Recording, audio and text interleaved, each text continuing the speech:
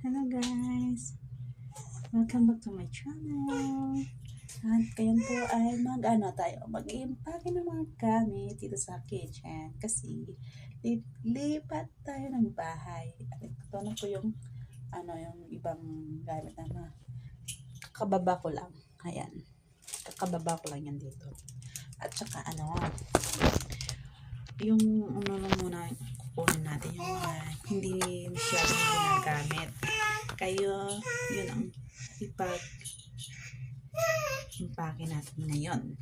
Okay? So, let's go.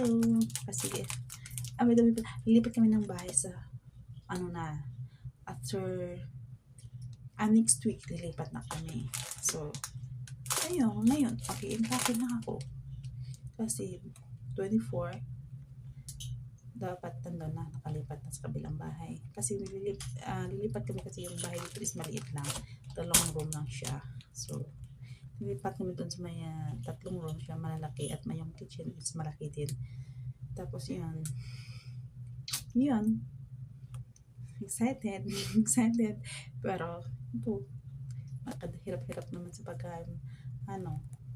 mga impake, lipat bahay. Alam nyo na.